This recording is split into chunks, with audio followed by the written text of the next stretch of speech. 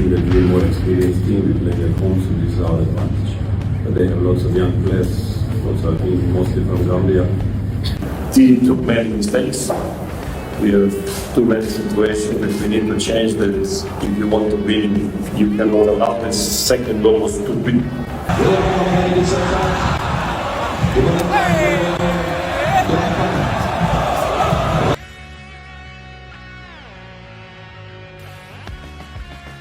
Persib Bandung gagal memetik poin di pekan kedua BRI Super League. Pada pekan kedua menghadapi tim promosi Persijap Jepara.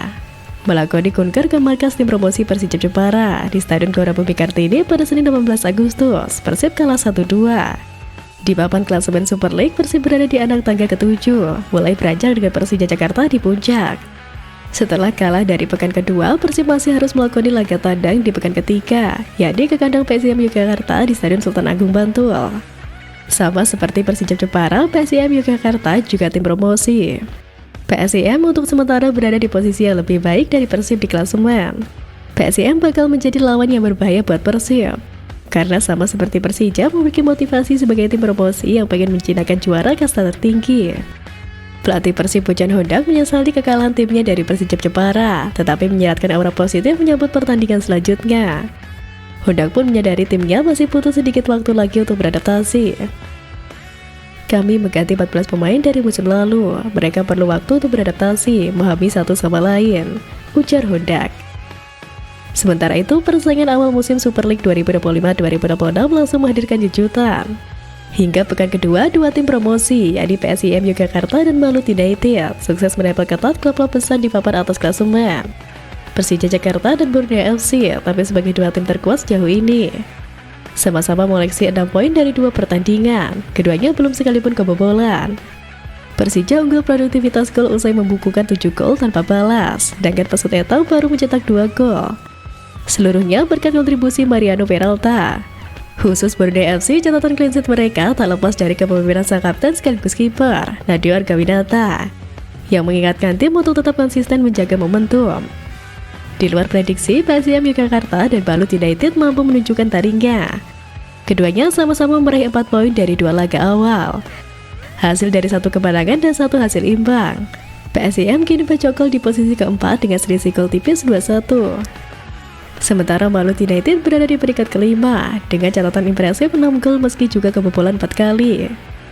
Pencapaian ini menandai start yang menjanjikan bagi kedua tim promosi yang dianggap hanya sebagai kuda hitam di awal musim.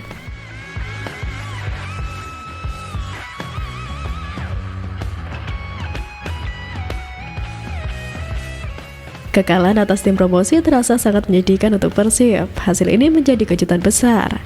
Pasalnya, Maung Bandung datang sebagai tim unggulan sekaligus membawa modal positif berupa 2 kemenangan beruntun di laga sebelumnya.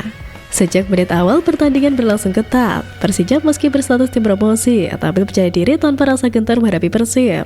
Tim asuhan Mario Lemos mengandalkan pressing tinggi dan permainan terbuka yang membuat jalannya laga cukup menghibur. Persija memastikan kemenangan lewat gol Karol Surangka pada menit ke-68 dan Sudi Abdallah di menit tambahan waktu tepatnya menit 90+4. Persib hanya mampu memperkecil ketertinggalan melalui penalti William Barros di menit 90+2. Pelatih Persib Bojan Hodak mengakui kekalahan timnya tidak lepas dari kesalahan elementer yang dilakukan para pemain. Menurutnya ada 3 kesalahan fatal, termasuk yang berujung pada gol kedua Persijap di penghujung laga.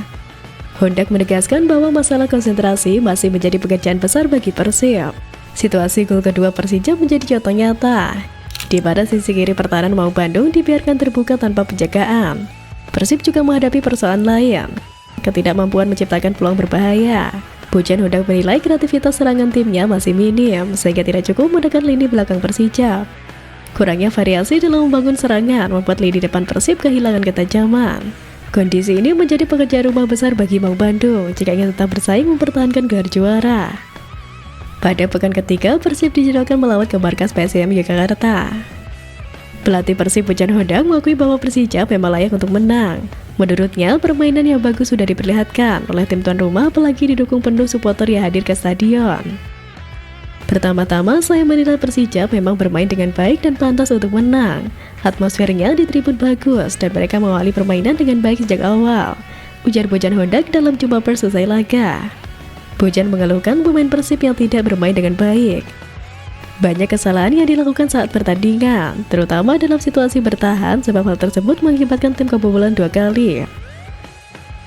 Kami melakukan terlalu banyak kesalahan. Ada 2 situasi yang seharusnya tidak terjadi dan itu harus diubah. Jika kami ingin meraih kemenangan, kami tak boleh membiarkan itu terjadi, ujarnya.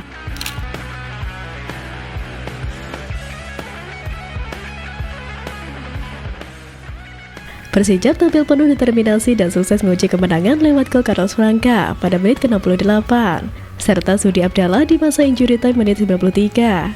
Sementara itu, satu-satunya gol balasan Persib lahir dari eksekusi penalti William Barros di menit ke-91. Hasil ini membuat Persijap tetap menjaga rekor tanpa kekalahan dalam 2 pertandingan awal. Sedangkan Maung Bandung justru harus menelan kekalahan pertama musim ini dengan cara yang pahit. Gol penentu Persijap yang lahir di detik-detik akhir membuat kekecewaan Bobotoh kian menumpuk. Penyebabnya tak lain karena kesalahan fatal Henden Herdiana saat gagal mendekatkan perangkap offside. Dalam situasi itu, beberapa bek Persib sudah maju.